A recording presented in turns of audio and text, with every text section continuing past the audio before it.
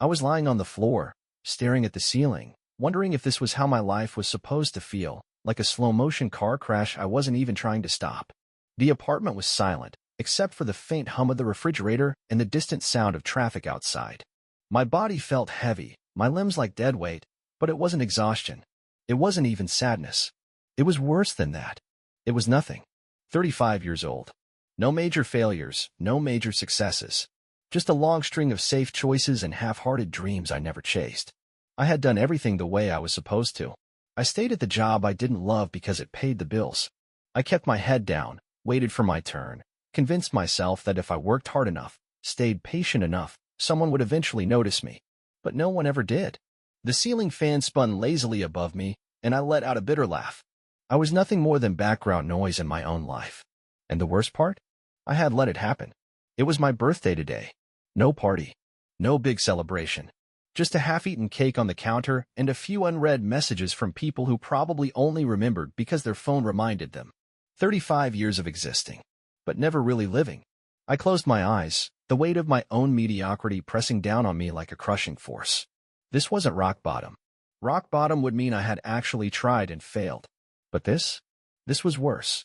This was nothingness. And for the first time in my life, I realized something terrifying. If I didn't do something, if I didn't change right now, this was all my life would ever be. The first thing I did was check my phone, not because I was expecting anything important, but because that's what I always did when I wanted to avoid thinking about my life. A few birthday texts sat unopened, generic, half-hearted messages from people I hadn't spoken to in months. Hope you have a great day. Wishing you all the best. The kind of messages people sent out of obligation, not because they actually cared. No missed calls, no real conversations. It didn't matter. It wasn't like I had anything to say back. I stayed on the floor, waiting for some kind of answer to hit me, some kind of realization that would magically fix everything, but nothing came. That was the problem. Nothing ever came.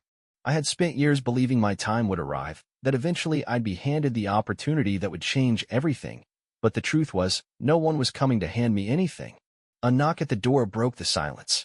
I wasn't expecting anyone, and for a second, I considered ignoring it. But the knocking came again, louder this time. I pushed myself up, body stiff from lying there too long, and went to answer. It was Ryan. I hadn't seen him in months, maybe longer. We used to be close, but life happened, and like everything else, I let the distance grow. He looked the same, always in motion, like he had somewhere more important to be. He held up a six-pack of beer, a smirk tugging at the corner of his mouth. Figured you could use some company. I hesitated. I wasn't in the mood for company. But the alternative was sitting alone, sinking further into the black hole of my own thoughts, so I stepped aside and let him in. He walked straight to the fridge, shoving a few things aside to make room for the beer, like he still lived here, like it hadn't been years since we used to crash at each other's places after long nights of talking about everything we were going to do with our lives. I leaned against the counter, watching him pop open a bottle and take a sip before he turned to me. So, what's the plan? I frowned. For what? For your life. He said it casually, but there was something pointed about it, like he already knew I didn't have an answer. I shrugged. Same as always. Work. Pay bills. Try not to lose my mind. He scoffed. That's not a plan. That's survival. He wasn't wrong, but I wasn't in the mood to hear it. I grabbed a bottle, twisted off the cap, and took a long drink. Not all of us get to run around chasing dreams, Ryan. Some of us have to be responsible. His eyes darkened. That's what you call this? Being responsible? He gestured around the apartment, and for the first time, I saw it the way he must have. The same furniture I'd had for years, the walls still bare because I always told myself I'd decorate later, the pile of unopened mail on the table that I never bothered to sort through. Everything about it screamed temporary, like I was waiting for something to happen before I actually started living in it. Ryan set his bottle down and crossed his arms. You know what the difference is between us?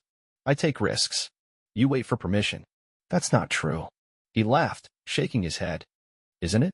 You've been at that job for what? A decade? Watching everyone else move up while you sit there, hoping someone notices how hard you're working? How many times have you said you wanted to leave? That you were going to start something of your own? And yet, here you are. I clenched my jaw. I hated how easily he saw through me. Not everyone has the luxury of dropping everything to chase some fantasy. His expression hardened. And not everyone is willing to admit they're scared. The words hit harder than I wanted them to. I looked away, staring at the floor, Because if I met his eyes, he'd see that he was right. Ryan sighed, running a hand through his hair like he was debating whether to say what he was about to say. You remember Luke? I frowned. Yeah. He died last week. The air left my lungs. What? Car accident. Was driving home late from work. Some idiot ran a red light. Luke. The guy we used to go out for drinks with after work, the one who always talked about quitting his job and moving somewhere new, the one who kept saying one day like it was something he could cash in when the timing was right. He was gone. Just like that. Ryan studied my face, letting the weight of it settle in. We used to talk about all the things we were going to do. You, me, him. We had all these plans. And now? He's gone. And you're still here, doing the same thing, waiting for, what, exactly? A sign? Someone to give you permission. I swallowed hard, my throat dry. You just what? His voice was sharp now, pushing. You just thought you had more time? I turned away, gripping the edge of the counter so tightly my knuckles went white. My mind was racing, every excuse I had ever told myself colliding all at once. Now isn't the right time. I need to be stable first. What if I fail? What if I regret it? What if who? Ryan's voice cut through the noise. If you don't make a move now, you never will. The words lingered in the air between us, heavy with truth. He wasn't just talking about work, about ambition. He was talking about everything. The way I let life happen to me instead of making things happen for myself. The way I let opportunities pass because I was too afraid to grab them. The way I kept waiting for someone to tell me I was good enough instead of just deciding it for myself. I took a slow breath, my chest tight, my head spinning. Ryan watched me for a long moment, then grabbed his jacket. I gotta go. Think about what I said. I didn't move as he left. Didn't say goodbye. I just stood there, staring at the closed door, my mind replaying every moment of my life that had led me here. Luke was gone. Ryan was right. And I was out of time to keep pretending this wasn't a choice. I barely slept. My body was exhausted, but my mind wouldn't shut off. Every time I closed my eyes, I saw Luke's face. I heard Ryan's words. I felt the weight of every excuse I had ever made, pressing down on me like a slow, suffocating realization that I had spent years walking in circles, convincing myself I was moving forward when I had never even left the starting line. By morning, I still hadn't come up with a solution. My job was still the same. My life was still the same. The only thing different was that I could no longer lie to myself about what I was doing. That made it worse. Before, I could tell myself that I was waiting for the right opportunity, that playing it safe was the smart thing to do. Now, I knew that was a lie. Now, I knew I was just afraid. I got dressed, went through the motions, left the apartment, and walked the same route to work that I had walked for years. The office was as lifeless as always. People moving through their routines, answering emails, sitting in meetings that meant nothing. I sat at my desk, staring at my computer screen, hands frozen above the keyboard. None of it made sense anymore. I was working on projects that didn't matter, taking orders from people who barely knew I existed, writing reports that no one would ever read. Then I saw the email. It was from the VP of my department. A company-wide announcement. They were restructuring. Some positions would be eliminated. Others would be redefined. There was no list of names, just a vague assurance that HR would be reaching out to those affected. I looked around. Some people were reading the email in silence, faces tight. Others were pretending they hadn't seen it yet. No one spoke. This was how it always happened. No warning, no real conversation. Just an email, a meeting, and a decision made by people in offices far above us. It wasn't about performance. It never was. I had been here for 10 years. I had watched this cycle repeat over and over.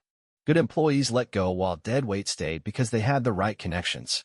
People who worked themselves to the bone getting reassigned to meaningless roles while the ones who knew how to play politics got promotions.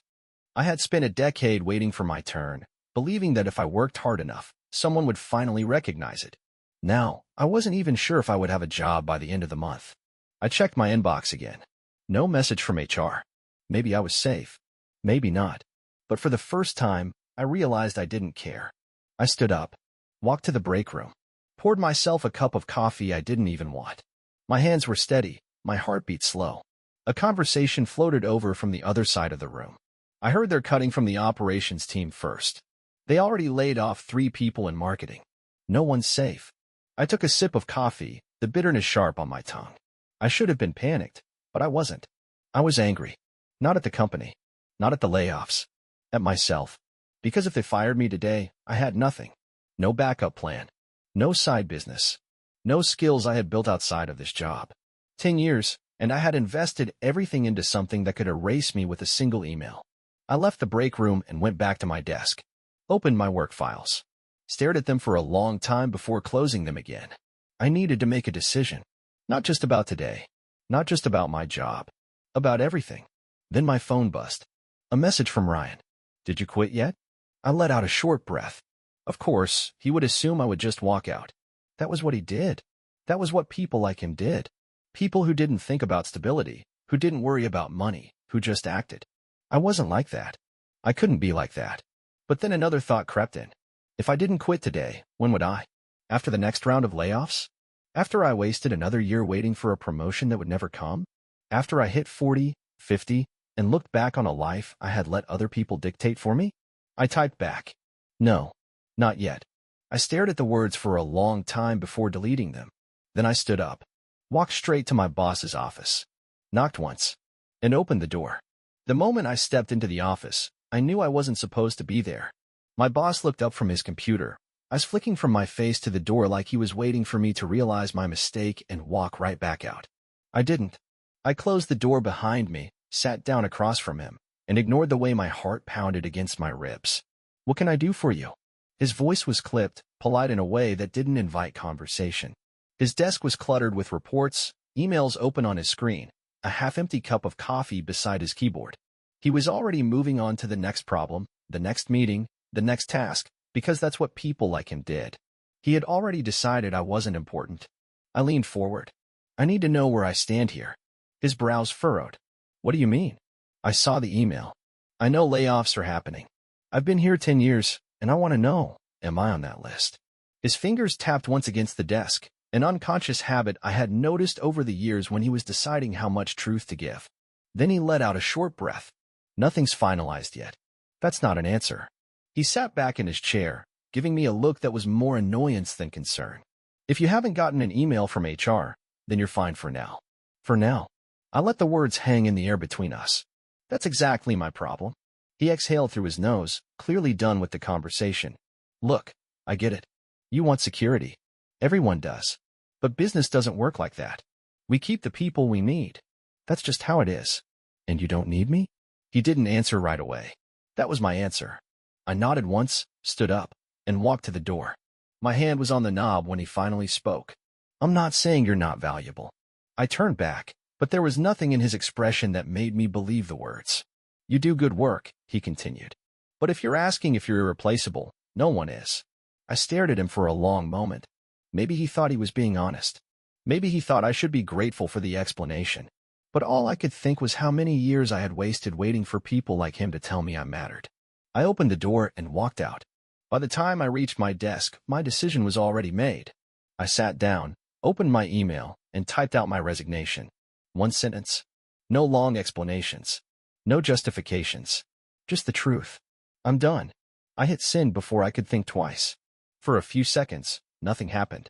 The office was still the same, the noise of keyboards clicking, phones ringing, conversations happening around me as if the world hadn't just shifted beneath my feet. But something in my chest felt lighter.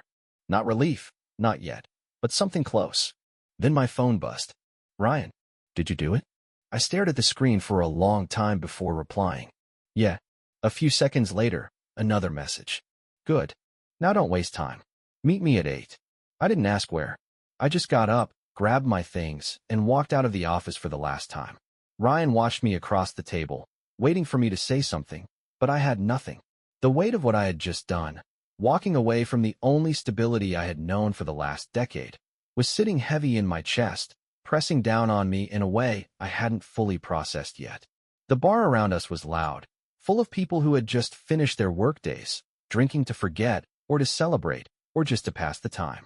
I wondered how many of them were stuck in the same cycle I had been, telling themselves they were okay with it, that their lives were fine because it was easier than admitting the truth. Ryan took a slow sip of his beer and leaned back. You're quiet. I exhaled. I just quit my job. I know. I was there when you sent the email. I stared down at the condensation gathering on my glass, the way the water pooled at the base, my fingers tapping against the table. I don't know what I'm doing. Ryan let out a short breath. Yes, you do. You just don't want to admit it yet. I looked up at him. And what's that supposed to mean? He tilted his head, studying me like I was missing something obvious. You've been talking about this for years.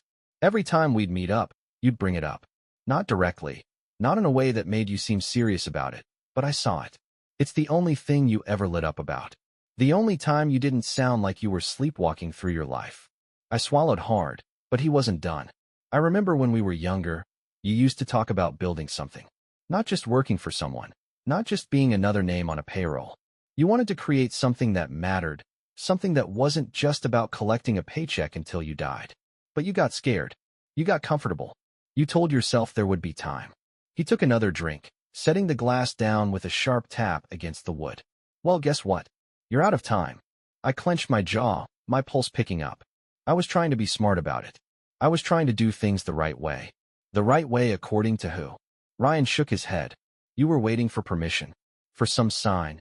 Some moment where everything would line up perfectly, where someone would come along and tell you, now's the time. But that was never going to happen. It doesn't work like that. I leaned back in my chair, my hands tightening into fists under the table. And what if I fail? Ryan shrugged. Then you fail. And then you start again. I let out a sharp breath, shaking my head. It's not that simple. It is. His voice was steady, unwavering. The only thing that's been stopping you this whole time is you. I stared at him, my mind racing. He wasn't saying anything I hadn't already told myself in the quiet moments, the late nights when I thought about all the things I wanted to do but never did. But hearing it out loud, having someone else say it with absolute certainty, made it feel different. Ryan leaned forward.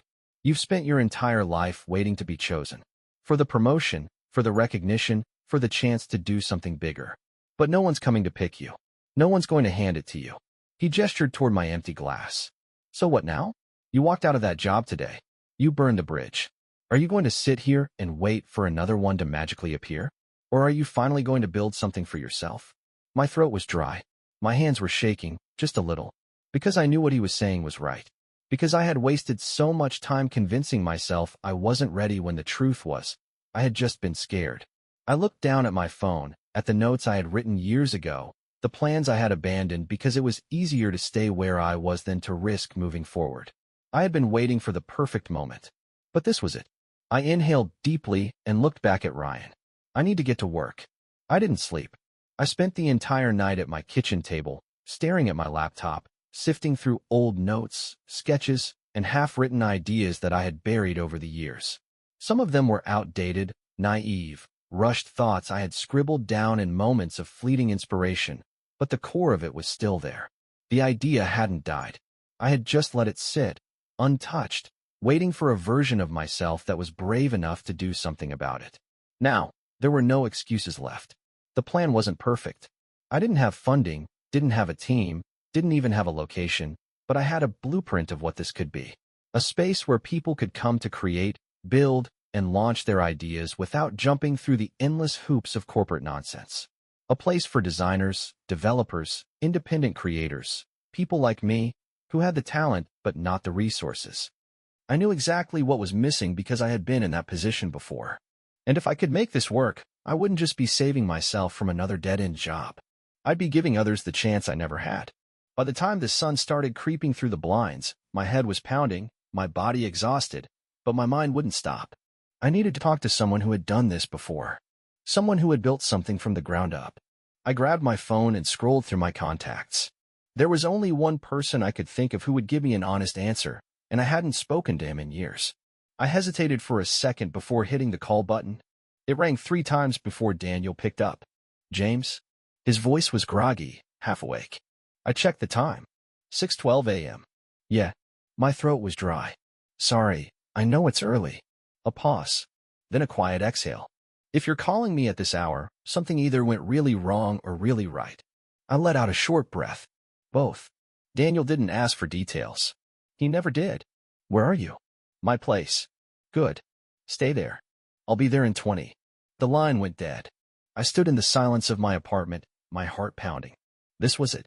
20 minutes later, Daniel walked through my front door like no time had passed between us. He looked exactly the same, sharp eyes, fast movements, like his brain was always 10 steps ahead of the conversation. He scanned my kitchen table, covered in papers, Open documents on my laptop, half-empty coffee cups scattered around. He raised an eyebrow. So, you finally did it. I rubbed a hand over my face. Quit my job? Yeah. He smirked. Took you long enough. I didn't have the energy to argue. I need your advice.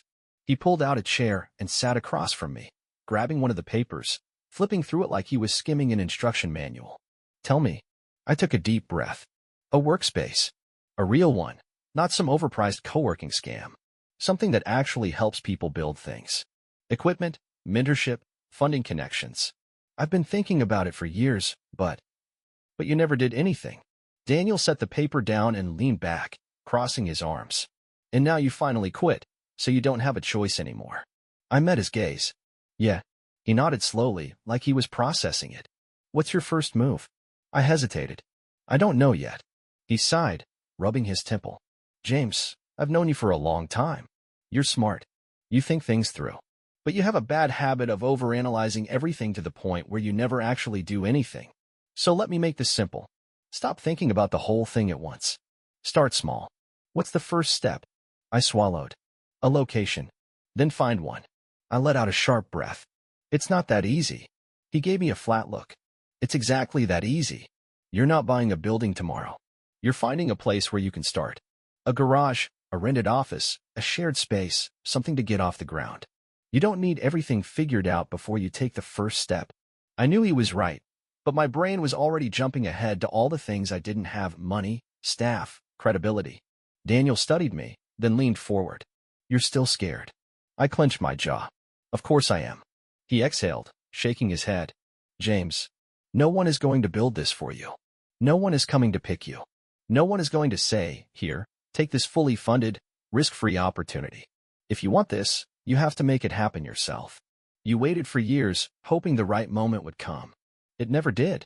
So now you make it the right moment. I gripped the edge of the table. My pulse was loud in my ears. Are you in or not? Daniel's voice was calm, steady, like the answer was obvious. I thought about the years I had wasted waiting for someone to believe in me, waiting for permission to do something that had only ever been mine to begin with. I thought about the version of myself I had been before yesterday, the one who would have sat here making excuses. Then I thought about who I wanted to be. I picked up my phone. I'm in. Daniel nodded, satisfied. Good. Now let's get to work. I didn't have time to doubt myself. Daniel made sure of that. The second I said I was in, he started throwing tasks at me, moving fast like he had already known I'd come to this decision. Within an hour, we had a list, locations to scout, calls to make, people to reach out to. There was no easing into it, no room for hesitation. I barely had time to breathe, let alone overthink, and maybe that was the point. By noon, we were in his car, driving across the city to look at potential spaces. The first two were a waste of time. One was too small. The other was locked in a lease agreement that made no sense for a startup. The third was a converted loft in an old industrial district, high ceilings, open floor plan, enough space to be something real. The rent was high, but Daniel barely blinked. This one, he said, walking through the empty space, running his fingers over the exposed brick. This has potential. I hesitated. It's a lot. He shot me a look. You didn't quit your job to play it safe. I swallowed hard, looking around, trying to picture it. Workstations, conference areas, people actually building something. It was terrifying, but for the first time, the fear wasn't stopping me. Daniel pulled out his phone. I know the guy managing this property. Let me make a call. I watched as he stepped away, already in negotiation mode, talking fast, moving pieces I didn't even understand yet. That was the difference between us. He didn't wait. He saw an opportunity, and he took it. I had spent my entire life hesitating, over-preparing, making sure every possibility was covered before I made a move. And where had that gotten me? A job that didn't matter. A life that felt stagnant. Daniel came back a few minutes later, slipping his phone into his pocket. They'll give us a trial lease. 6 months. Enough time to prove we can make this work. I exhaled, running a hand over my face. That's fast. He smirked. Welcome to real business. Now we need money. The pit in my stomach tightened. That was the part one had been dreading. Daniel knew before I even said anything. Don't start panicking. We don't need millions. We need enough to launch, get people in the door, start generating revenue. He folded his arms. How much do you have? I let out a sharp breath. Enough to stay afloat for a few months. Barely. Then we find the rest. He sat on the edge of a nearby table, tapping his fingers against the surface. There are options. Investors, grants, bootstrapping. But the fastest way? Clients. I frowned. Clients? We don't even have a space yet. He gestured around. We have this. We sell the idea before we build it. My pulse picked up. You mean pre-sale memberships? Exactly. He nodded. We don't wait until this is perfect. We pitch it now, start getting commitments. If people buy in, we use that money to get what we need. If they don't, we know early whether this is viable. It made sense, but it also made everything feel real in a way I wasn't sure I was ready for. Talking about an idea was one thing. Convincing people to invest in something that didn't exist yet? That was a whole different level. Daniel must have sensed my hesitation. You want this to work? I met his gaze. Yeah. Then let's find out if it will. That was how I found myself sitting in front of my laptop that night, drafting an outreach plan, listing potential early adopters, figuring out how to pitch something that wasn't even built yet. There was no more waiting, no more hesitation. I was in, and there was no turning back. The first pitch was a disaster. I sat across from a potential client, a startup founder looking for workspace for his small team. I had the numbers, the vision, the plan, but the second I started talking, I felt it unraveling. He nodded along, polite but uninterested, his fingers tapping against the table like he had already decided this wasn't for him. I pushed through, explaining why this space would be different, why it wasn't just another overpriced co-working setup, but I could see it in his eyes. I wasn't selling it. By the time I finished, he offered me a tight smile. I think it's a great idea. But for now, we're going to stick with what we know. I shook his hand, thanked him for his time, and walked out feeling like my ribs were caving in. I had expected challenges, but I hadn't expected to fail this quickly. Daniel was waiting outside. How'd it go? I ran a hand through my hair, exhaling sharply. He wasn't interested. Why? I hesitated. He didn't say. Daniel crossed his arms. That's not good enough. Figure it out. Frustration flared. It's not like he gave me feedback. He just said no. Then you should have asked. Daniel's voice was calm, but there was an edge to it. Every rejection teaches you something. If you're not getting answers, you're wasting opportunities. I clenched my jaw, but he wasn't wrong. Come on. He nodded toward the street. We've got 2 more today. The second one went better. Not great, but better. The founder of a small creative agency listened, asked questions, even nodded at the right moments. But when it came time to commit, he hesitated. I like the idea, he admitted, but we need to see it first. It's hard to invest in something that isn't real yet. I had no argument. He was right. By the time we left the meeting, I was starting to feel the weight of it. The idea was strong, but people didn't want promises. They wanted proof. Daniel must have sensed it because he didn't say much on the way to our final pitch. The last meeting was different. We met in a small cafe, a quiet corner booth. The guy was in his 40s, ran a fast-growing tech startup, had money to invest. He listened carefully, barely speaking as I went through the pitch, letting me talk, letting me lay everything out. When I finished, he sat back and studied me for a long time. This is ambitious, he finally said. I nodded, waiting. And I've seen 100 ambitious projects fall apart because the people running them had no idea what they were doing. My stomach tightened. He tapped a finger against the table. But I like the concept. And more importantly, I like your drive. I exhaled slowly. So what does that mean? He leaned forward. It means I'll invest. Not a lot, but enough to get you started. Relief and disbelief hit at the same time. You're serious? Under one condition. His expression hardened. I want to see a full, detailed plan in 1 week. No fluff, no hypotheticals. I want real projections, real numbers. If you can't deliver that, the deal's off. I swallowed hard and nodded. I'll have it. He stood, shook my hand, and left. I turned to Daniel, my hand still shaking. He grinned. Looks like you just ran out of excuses.